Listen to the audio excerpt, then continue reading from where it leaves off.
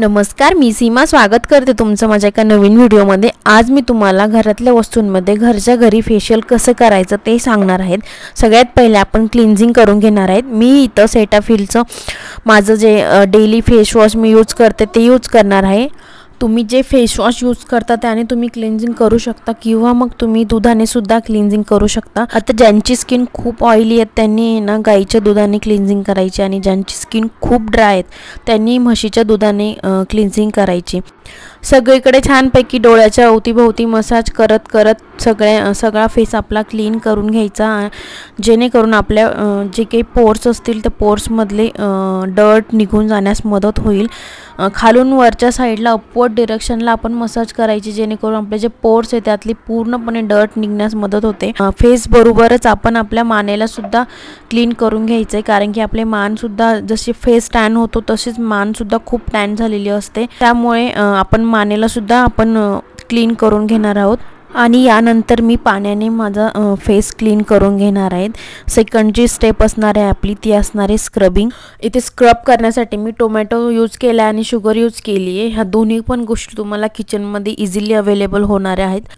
Tomato घ्यायचा half आणि त्याच्यावरती शुगर टाकून घ्यायची। टोमॅटोमध्ये असलेले व्हिटॅमिन ए जे की आपल्याला अँटी एजिंग पासून वाचवते आणि व्हिटॅमिन सी जे की आपल्याला ब्राईटन अप करते आणि आपले पोर्स असतात ते पोर्स श्रिंक करण्यासाठी मदत करते। छानपैकी मी दोन्ही साईडला लावून स्क्रब करून घेणार आहे। जिथे जिथे तुम्हाला वाटतंय ब्लॅक हेड आणि व्हाईट हेड जास्त आहे तिथे तुम्ही जास्तपणे स्क्रब करू शकता। स्क्रब हा नेहमी आपण जेंटलीच करायला पाहिजे, जास्त हार्शली आपण आपल्या स्किनला नाही करायला पाहिजे। मी सगळीकडे मस्त छानपैकी स्क्रब करून घेणार आहे। हा स्क्रब करताना तुम्ही नेहमी बाथरूममध्येच करा, कारण की खाली खूप घाण होते, टोमॅटो आणि शुगर पडते ते। हा स्क्रब तुम्ही आठवड्यातून एकदा करू शकता आणि जर तुम्हाला वाटलं तर 3 दिवसातून एकदा खूप जेंटली मसाज करून तसं पण करू शकता, पण आठवड्याला एकदा नक्की करा। याने ह्या स्क्रबने खूप छान आपली स्किन ब्राईट होण्यास मदत होते आणि यामध्ये आपण शुगर यूज केली आहे, ज्याने की आपली डेड स्किन निघून जाण्यास मदत होते। छानपैकी सगळीकडे मसाज करून घ्यायची, आपल्या ओठावरती सुद्धा मसाज करायचे या स्क्रबने, जेणेकरून आपल्या ओठाला सुद्धा एक पिंकिश ग्लो येईल। आणि या फेशियलमध्ये आपण ज्या ज्या गोष्टी यूज केल्या त्या सगळ्या आपल्याला किचनमध्ये अवेलेबल मिळतात।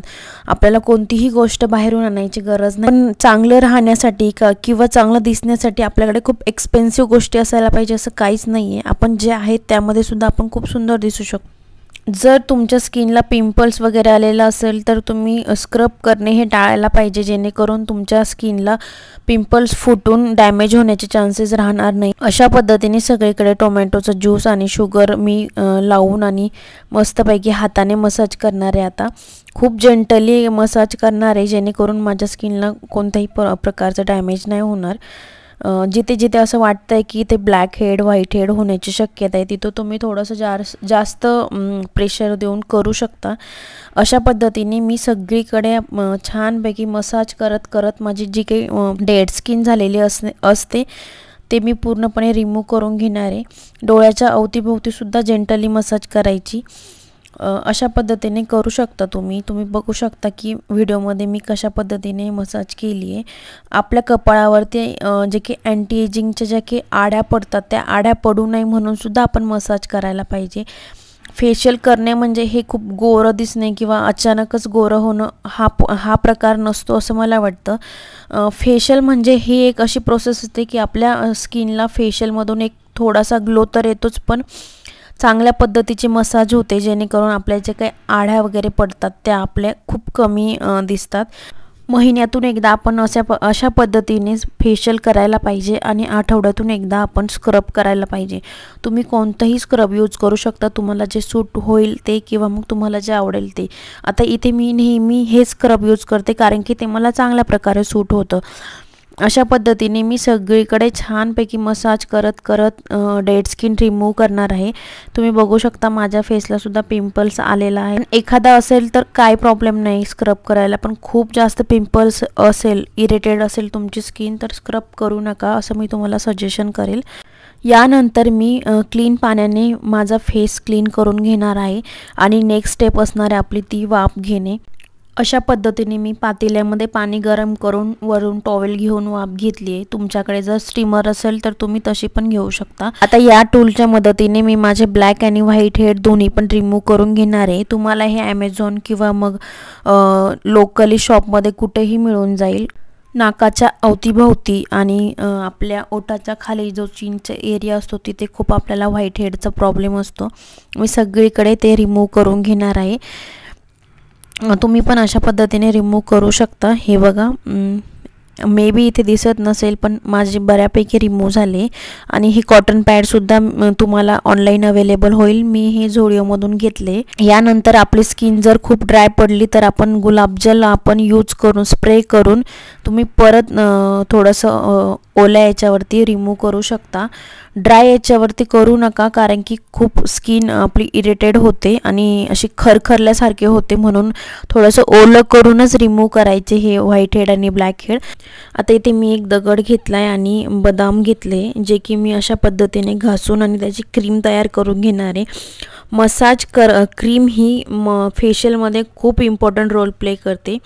तुम्ही बघू शकता किती क्रीमी टेक्स्चरमध्ये आपली क्रीम तयार झाली आहे। जर तुमच्याकडे अशा पद्धतीचा दगड नसेल तर तुम्ही मिक्सरला बारीक करून आणि एका सुती कपड्याने चाळून सुद्धा घेऊ शकता। आता ही क्रीम आपण सगळ्या फेसला अप्लाय करून घेणार आहोत।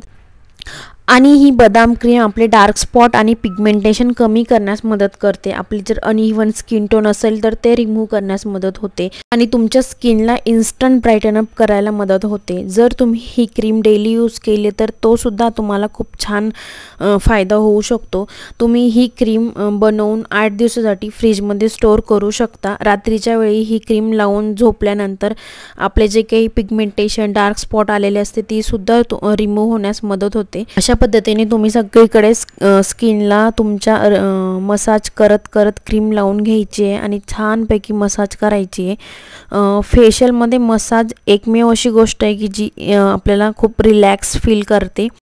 अशा पद्धतीने 8 ते 10 मिनिट आपण आपल्या फेसला छानपैकी मसाज करून घेणार आहोत आणि आपल्या मानेला सुद्धा आपण ही क्रीम यूज करायची आणि मसाज करायची।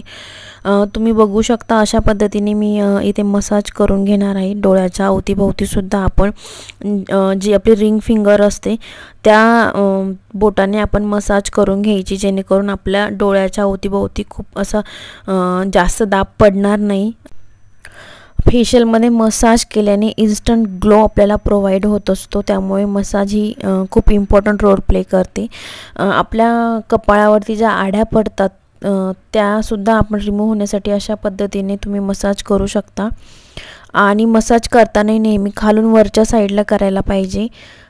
जर तुमची स्किन ड्राय पडत असेल मध्ये मध्ये तर तुम्ही गुलाबजल अशा पद्धतीने स्प्रे करून परत मसाज करू शकता। कोरड्या त्वचेवरती मसाज करू नका, कारण की परत ते ड्राय स्किनवरती मसाज केल्याने खरखरल्यासारखी स्किन होते आपली।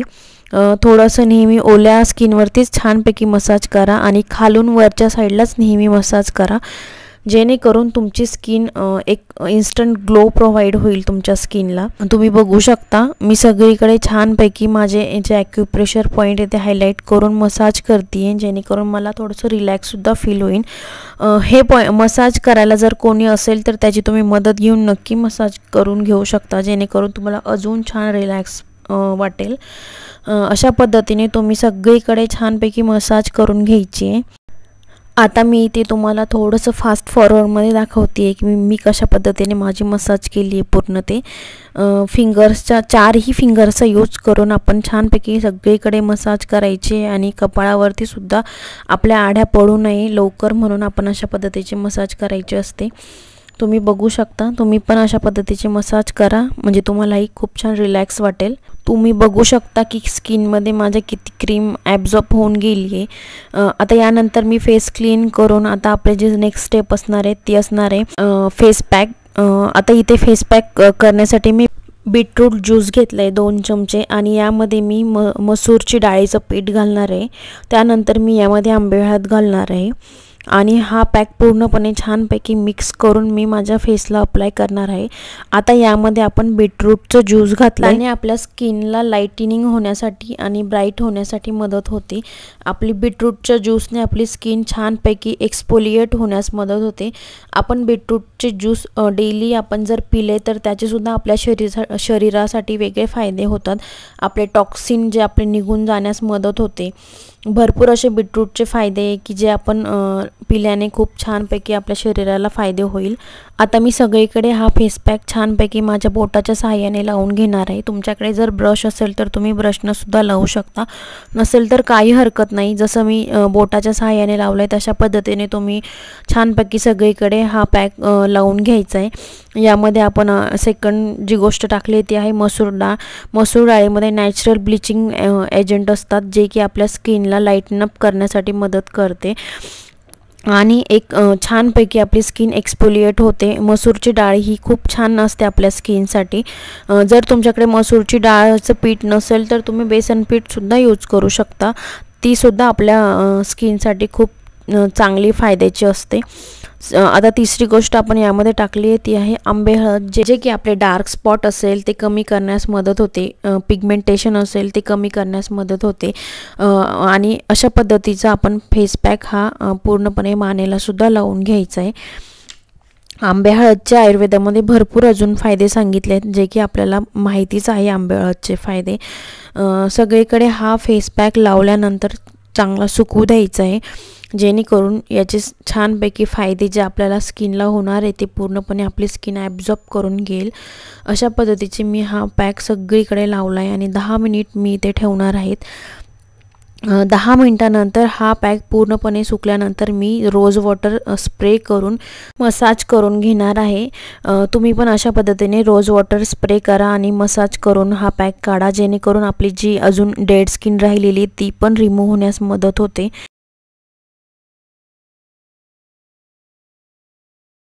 तुम्ही बघू शकता की माझा फेस किती क्लीन दिसतोय।